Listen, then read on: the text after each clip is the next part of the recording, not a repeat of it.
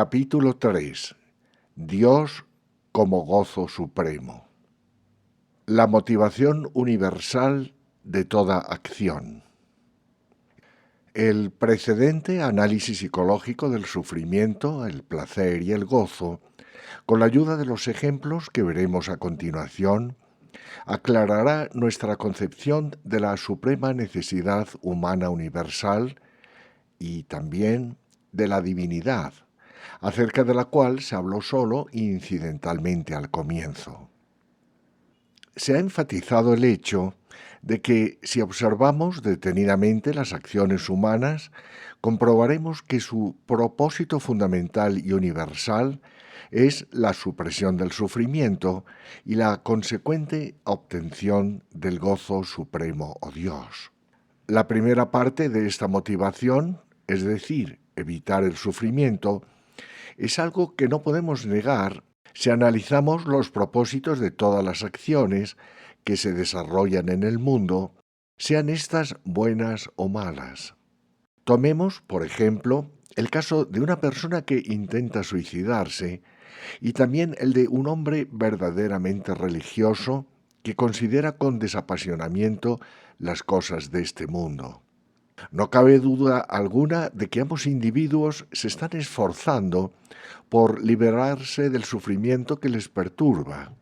Los dos tratan de acabar con el dolor de manera definitiva. Que sus intentos alcancen el éxito o no es un asunto diferente, pero en lo que respecta al propósito que los guía, existe una unidad total entre ambos. Ahora cabe preguntarnos, considerando la segunda parte de la motivación fundamental de toda acción, si en verdad los actos de todos los seres humanos son directamente inducidos por el deseo de alcanzar un gozo permanente, es decir, a Dios. Un malhechor, por ejemplo, ¿tiene acaso como motivación inmediata el alcanzar el gozo supremo? Parece difícil que así sea. La razón de esto fue señalada en nuestra discusión acerca del placer y el gozo. Dijimos entonces que a causa de la identificación de nuestro ser espiritual con el cuerpo, éste ha caído en el hábito de cultivar deseos y en la consecuente creación de necesidades. Si tales deseos son satisfechos mediante objetos externos, darán origen al placer. Si no son satisfechos, provocarán sufrimiento. Mas he aquí que el hombre comete un error fatal. Cuando una determinada necesidad es satisfecha, surge en la mente una excitación placentera. Entonces, por una desafortunada equivocación, nuestra atención se fija exclusivamente en aquellos objetos que crearon tal excitación, considerándolos como la causa principal del placer. Olvidamos así por completo que habíamos experimentado con anterioridad una excitación en forma de deseo o necesidad y que después surgió de nuevo en la mente otra excitación, esta vez en forma de placer, provocado aparentemente por la obtención del objeto deseado, que suplantó a la primera. Así pues, de hecho, surgió en la mente una excitación que fue luego suplantada por otra excitación originada en la misma mente. Los objetos exteriores constituyen meramente ocasiones de placer, pero no son la causa de éste. Una persona de escasos recursos, por ejemplo, podrá satisfacer con un dulce cualquiera su deseo de consumir alguna golosina, y tal satisfacción le despertará cierto placer. Una persona acaudalada, en cambio, tal vez no pueda satisfacer un deseo semejante, sino mediante las más delicadas confituras. Pero tal satisfacción dará origen a un placer de igual intensidad que el de la otra persona. ¿No parece obvio entonces que el placer no depende de objetos externos, sino del estado de la mente? Puesto que el placer, como dijimos anteriormente, es una excitación, No puede justificarse en modo alguno el procurar desvanecer la excitación del deseo mediante otra excitación, es decir, aquella que se percibe en la experiencia placentera. Debido a que esto es precisamente lo que hacemos, nuestras excitaciones se perpetúan de manera indefinida y, en consecuencia, nuestros sufrimientos no tienen fin.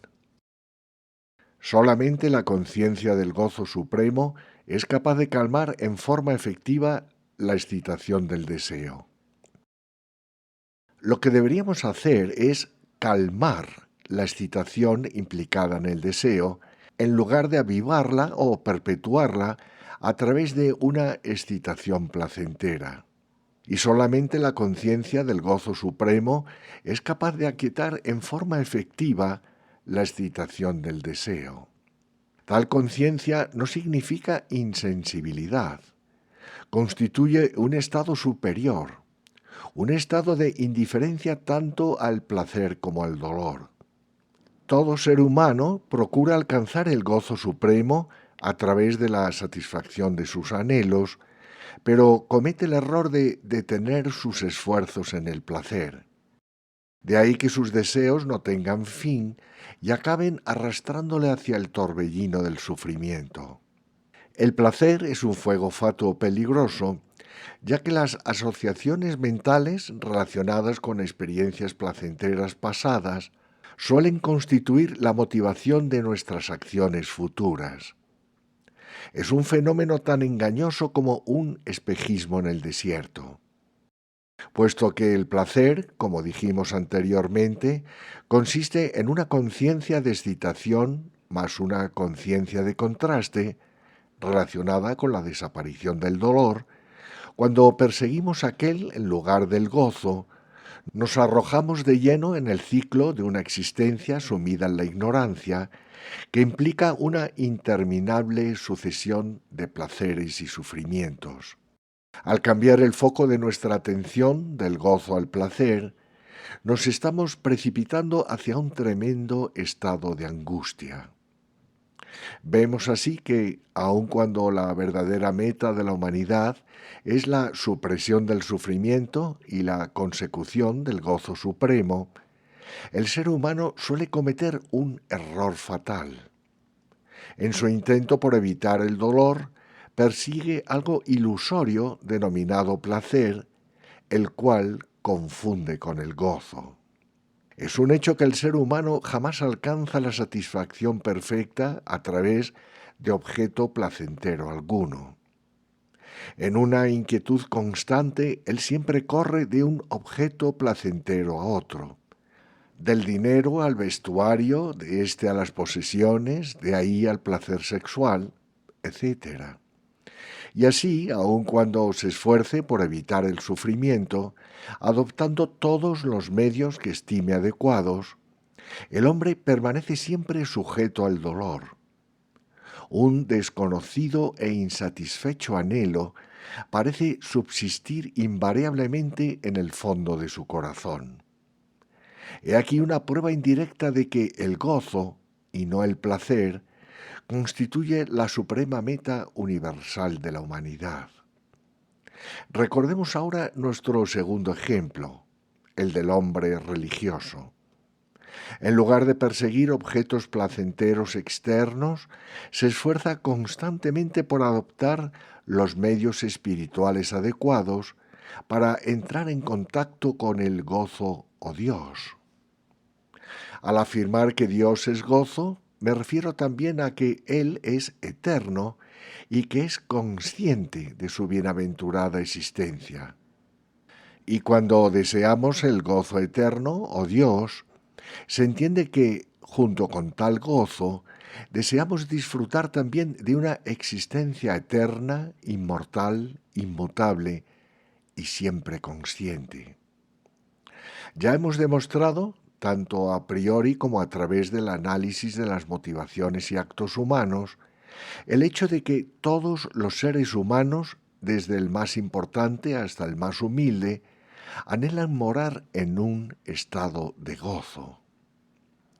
Repitiendo el mismo argumento de una forma levemente distinta, supongamos que un ser superior viniese a la tierra y nos dijese: Oh, ustedes, criaturas de la tierra, les otorgaré eternos sufrimientos y miserias junto con una existencia eterna. ¿Aceptaríamos? ¿Quién de nosotros disfrutaría de tal expectativa? Ninguno. Todos deseamos el gozo eterno, Ananda, junto con una existencia eterna, Sat. El análisis de las motivaciones de la gente no deja lugar a dudas. Todo el mundo quiere el gozo. Asimismo, nadie disfruta ante la posibilidad de afrontar la aniquilación total. Esa sola idea nos hace estremecer. Todos deseamos existir indefinidamente, Sat. Sin embargo, si nos fuese otorgada una existencia eterna, desprovista de la conciencia de tal existencia, la rechazaríamos. Pues, ¿quién disfrutaría de una existencia inconsciente? Nadie. Todos queremos una existencia consciente. En suma, lo que deseamos es una existencia eterna, consciente y gozosa. Sat Chit Ananda. Existencia, conciencia, gozo. Este es el nombre con que se conoce a Dios en las escrituras hindúes. Por motivos prácticos, no obstante, enfatizamos aquí solamente el aspecto de Dios como gozo, junto con nuestro anhelo de alcanzar dicho gozo, omitiendo una referencia más extensa a los aspectos de Sat y Chit, es decir, existencia y conciencia, y a otros aspectos de Dios que no se tratarán aquí. ¿Qué es Dios? Ahora bien, ¿qué es Dios? Si Él no es gozo, si el contacto con Él no produce en nosotros tal estado o nos causa solamente sufrimiento, o es incapaz de librarnos del dolor, ¿habríamos acaso de buscarle? La respuesta es no. Si Dios careciese de utilidad, no le buscaríamos. ¿De qué serviría un Dios que permaneciese por siempre desconocido y cuya presencia no se nos manifestase interiormente, al menos en algunas circunstancias de nuestra vida? Cualquier concepto que nos formemos de Dios a través del ejercicio de la razón, por ejemplo, la noción de su trascendencia o de su inmanencia, permanecerá siempre vago y confuso en nuestra mente, a menos que realmente lo experimentemos en nuestra conciencia. De hecho, solamente mantener a Dios a distancia, tanto si le concebimos en ocasiones como un simple ser personal, como si pensamos que Él se halla teóricamente presente en nuestro interior. Es esta confusión en nuestras ideas espirituales, así como también nuestra falta de experiencia con respecto a Dios, lo que nos impide captar el valor práctico de la religión y la verdadera necesidad que tenemos del Señor. Esas insípidas teorías o conceptos acerca de la divinidad son incapaces de aportarnos convicción alguna. No pueden cambiar nuestras vidas ni afectan nuestra conducta en forma apreciable, ni nos inducen a esforzarnos por conocer a Dios. La prueba de la existencia de Dios yace en nosotros mismos. ¿Qué dice la religión universal con respecto a Dios? Afirma que la prueba de la existencia de Dios yace en nosotros mismos. Esta es una experiencia interior.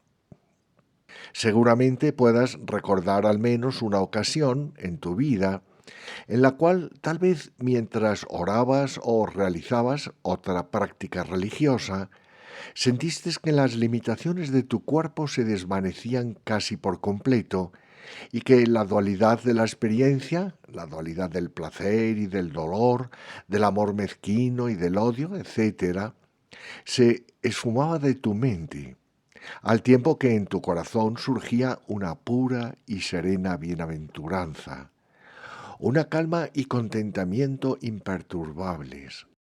Aun cuando este tipo de experiencia superior no es frecuente, no hay duda alguna de que todo ser humano, en una u otra ocasión, ya sea orando o durante un estado contemplativo o de adoración, ha disfrutado de algunos breves instantes de perfecta paz. ¿No es acaso esto una prueba de la existencia de Dios? ¿Qué otra prueba directa de la existencia y naturaleza de Dios podemos dar, además de la presencia de ese supremo gozo en nuestro interior? Es cierto que existen otras pruebas. La prueba cosmológica del efecto nos elevamos a la causa, del mundo al hacedor del mundo. La prueba teológica del telos, plan, esquema que rige el mundo, nos remontamos a la suprema inteligencia que ha originado ese plan. Y la prueba moral, de la conciencia ética y del sentido de perfección, nos elevamos al ser perfecto ante quien somos responsables. Sin embargo, debemos admitir que todas estas pruebas son, en mayor o menor grado, productos de la inferencia y que no podemos llegar a conocer a Dios en forma plena y directa a través de nuestra limitada capacidad intelectual. El intelecto aporta solamente una visión parcial o indirecta de las cosas. Enfocar un tema desde el punto de vista intelectual no implica captarlo volviéndonos uno con él, sino separarnos de él y contemplarlo a distancia. En cambio, la intuición, como explicaremos más adelante, percibe la verdad directamente. Y es en el plano intuitivo donde se experimenta la conciencia del gozo o conciencia divina.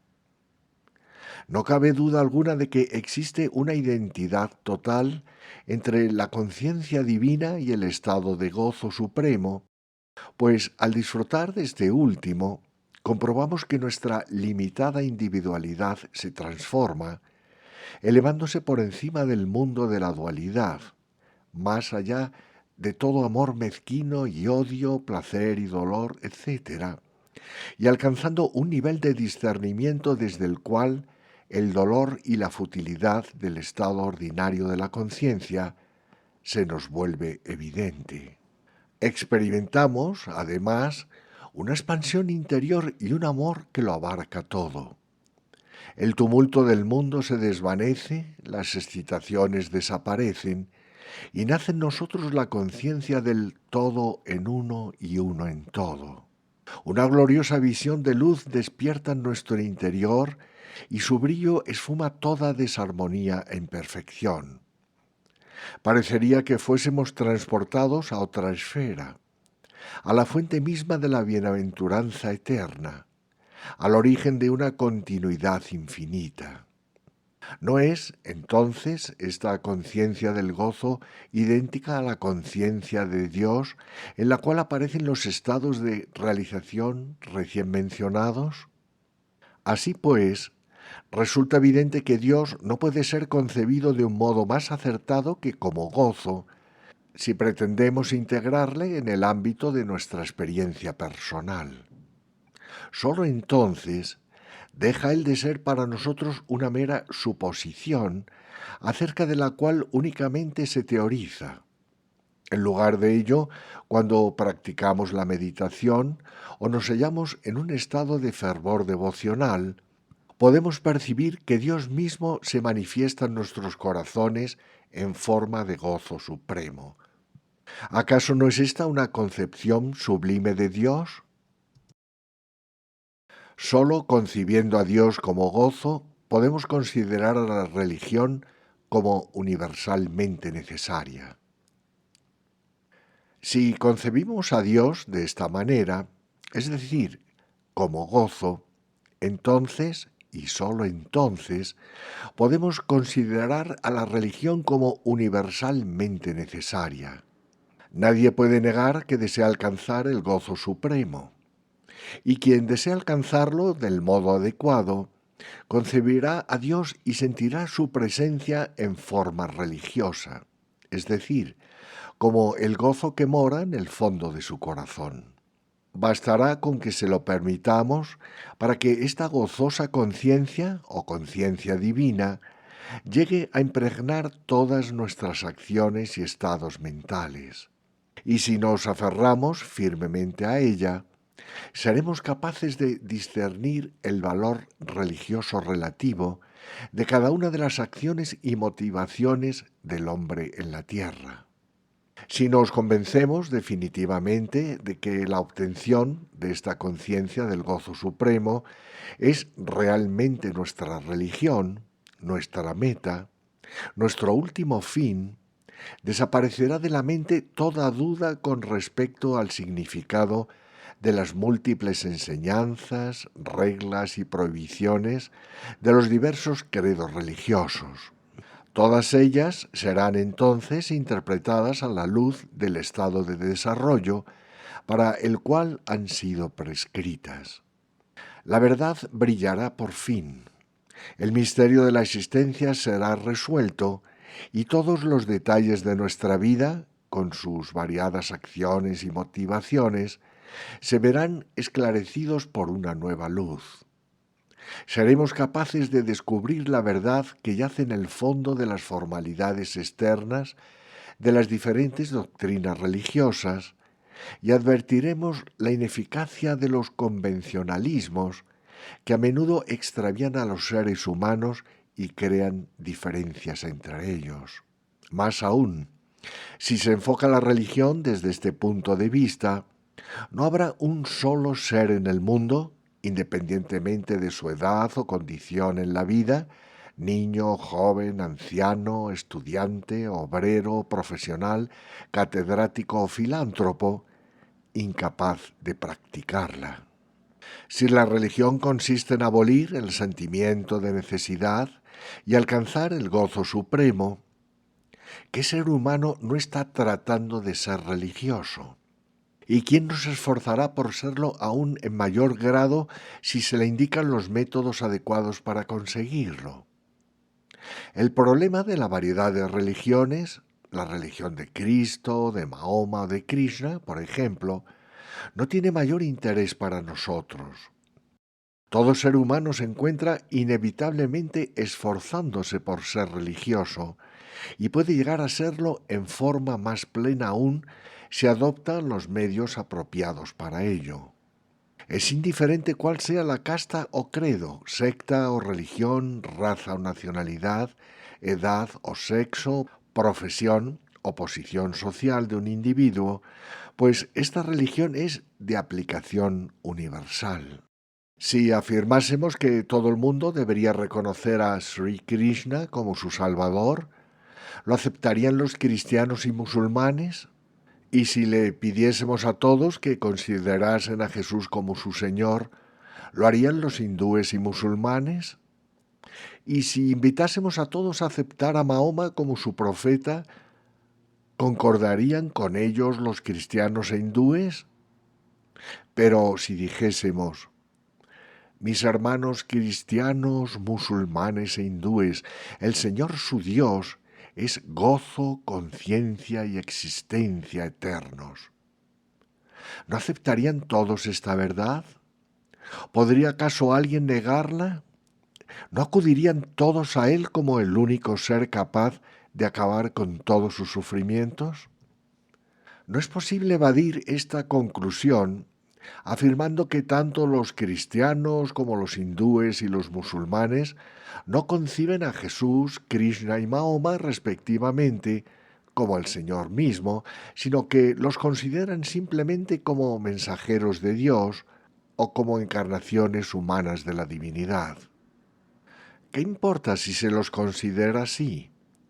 ¿No es en verdad el cuerpo físico de Jesús, Krishna o Mahoma lo que nos interesa fundamentalmente? Ni tampoco nos importa en especial la misión histórica que ellos desempeñaron. No fueron únicamente sus diversas e interesantes maneras de predicar la verdad las que los convirtieron en seres memorables. Los reverenciamos porque conocieron a Dios y sintieron su unión con Él. Y es este hecho el que nos interesa con respecto a su existencia histórica y a sus variadas formas de expresar la verdad. ¿Acaso no percibieron todos ellos a Dios como gozo supremo y revelaron que la felicidad auténtica no difiere de la verdadera santidad? ¿Y no es este un lazo de unión suficiente entre todos ellos, incluso si omitimos considerar otros aspectos de la divinidad y de la verdad que estos grandes seres hayan percibido y expresado? ¿No debería un cristiano o un hindú o un musulmán interesarse por conocer a los profetas de las otras religiones, puesto que cada uno de tales seres alcanzó la conciencia divina? Así como Dios une a todas las religiones, la realización de Dios como gozo supremo une las conciencias de los profetas de todas las religiones. La conciencia del gozo es también enfatizada en las llamadas religiones ateas, tales como el budismo. El nirvana del budismo no es, como erróneamente suponen muchos escritores occidentales, un apagarse la luz, una extinción de la existencia. Es, más bien, un estado en el cual la mezquina individualidad desaparece, dando lugar a la calma trascendental y a un estado de universalidad. Y esto es, precisamente, lo que ocurre en los bienaventurados estados superiores de conciencia, aun cuando el budista no asocia a ellos el nombre de Dios. Nuestras esperanzas y aspiraciones espirituales encuentran su realización en Dios o el gozo supremo. ¿No deberíamos considerar que la concepción de Dios expuesta anteriormente es demasiado abstracta? Es decir, que no se relaciona en modo alguno con nuestras esperanzas y aspiraciones espirituales, las cuales requieren de una concepción de Dios como un ser personal. El concepto que aquí se presenta no es el de un ser impersonal, de acuerdo con la idea general de tal, ni tampoco con el de un ser personal como se le entiende en un sentido limitado. Dios no es una persona semejante a nosotros, con nuestras mismas limitaciones. Nuestro ser, conciencia, sentimiento y voluntad no son sino un muy pálido reflejo de su ser, existencia, conciencia y gozo. Él es una persona en el sentido trascendental. Nuestro ser, conciencia y sentimiento son limitados y empíricos, mientras que los suyos son ilimitados y trascendentales. Él posee un aspecto impersonal y absoluto, mas no por ello deberíamos considerar que se encuentra fuera del alcance de nuestra experiencia interior. A Dios puede percibírsele en la serenidad del alma. En el estado de gozo supremo experimentamos su ser. Y no existe ninguna otra prueba directa de su existencia. Es en Él, manifestado como gozo supremo, en que nuestras esperanzas y aspiraciones espirituales encuentran su realización, y nuestra devoción y nuestro amor hallan en Él su objeto. No necesitamos concebir a Dios como un ser personal, como una mera proyección ampliada de nuestro propio ser. Dios puede ser o manifestarse como personal, impersonal, infinitamente misericordioso, omnipotente y así sucesivamente. Pero no necesitamos preocuparnos de estos múltiples aspectos suyos. Cualquiera que sea el concepto que nos motive profundamente, estimulará nuestras esperanzas y aspiraciones, así como nuestro desarrollo espiritual y perfeccionamiento. Tampoco debemos considerar que este concepto de Dios como supremo gozo Nos convertirá en soñadores idealistas desconectándonos de los deberes y responsabilidades, alegrías y pesares del mundo práctico. Si Dios es gozo, y si perseguimos tal estado para conocerle, no podemos descuidar los deberes y responsabilidades terrenales. Incluso en medio del desarrollo de nuestras tareas, nos es posible experimentar tal gozo. Estas no pueden alterarlo, ya que Él yace más allá de ellas. En el estado de gozo trascendemos las alegrías y pesares terrenales, pero no trascendemos la necesidad de cumplir con nuestras obligaciones en el mundo. El hombre de entendimiento espiritual sabe que Dios es el hacedor y que la energía necesaria para desarrollar todas sus acciones fluye directamente de Él. Quien ha centrado su existencia en su propio ser espiritual se siente a sí mismo como el desapasionado observador de todas sus acciones, ya se encuentre contemplando, escuchando, sintiendo, oliendo, gustando o viviendo cualquier otra experiencia en el plano terrenal. Sumergidos en el estado de supremo gozo, tales seres viven sus vidas de acuerdo con la voluntad divina. Cuando se cultiva el desapego, desaparece el mezquino egoísmo. Sentimos que nos encontramos desempeñando nuestros respectivos papeles en el escenario del mundo, permaneciendo interiormente invulnerables a las miserias y pesares, amores y odios involucrados en ellos. La grandiosa obra teatral de la vida. En verdad, este mundo puede asemejarse en todos los aspectos a un escenario teatral. El director de escena suele elegir a diversas personas para que participen en la representación de una determinada obra.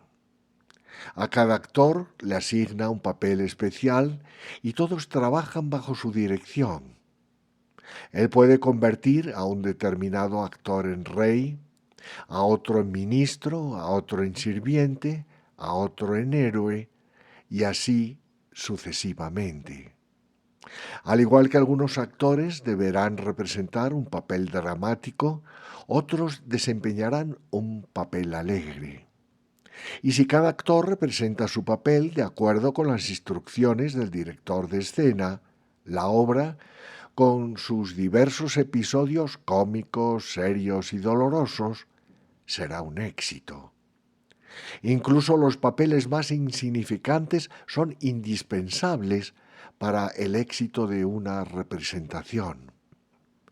El éxito de la obra depende de la perfección con que cada papel, triste o alegre, sea representado.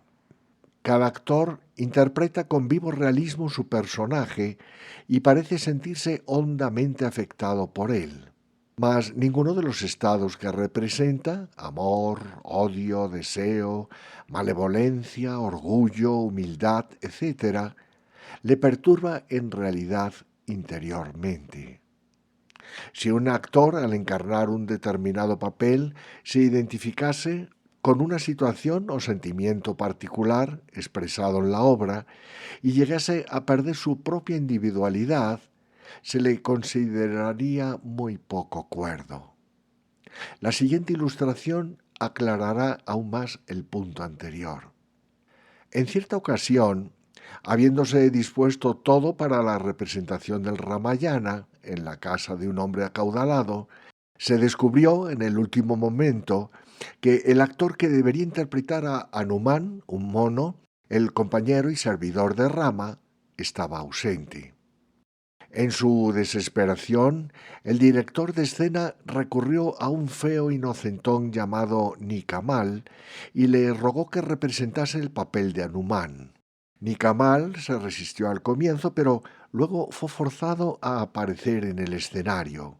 Su feo aspecto provocó las carcajadas de los espectadores que comenzaron a gritar entre risas: ¡Hanuman! ¡Hanuman!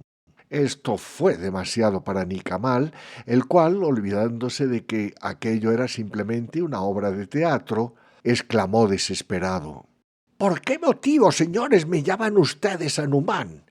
¿Por qué se ríen? Yo no soy Anumán. Fue el director de escena quien me obligó a aparecer aquí con este aspecto. En este complejo mundo, nuestras vidas no son sino obras teatrales.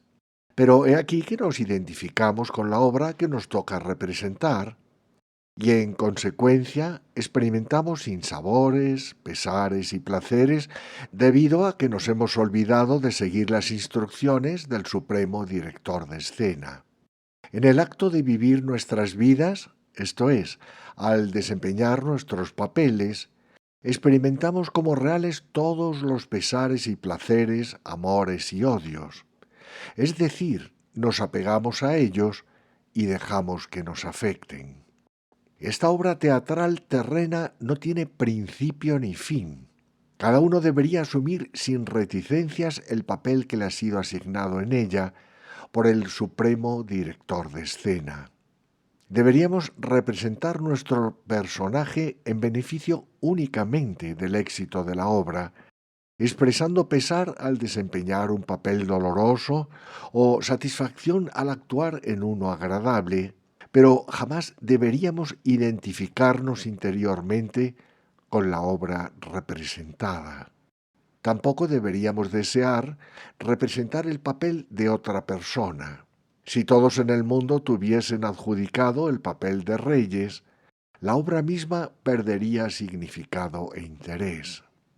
Quien haya alcanzado la conciencia del gozo supremo percibirá que el mundo es un escenario y desempeñará su papel en la mejor forma posible, con la atención enfocada en el supremo director de escena, Dios, y siempre consciente del plan y de la guía divinos.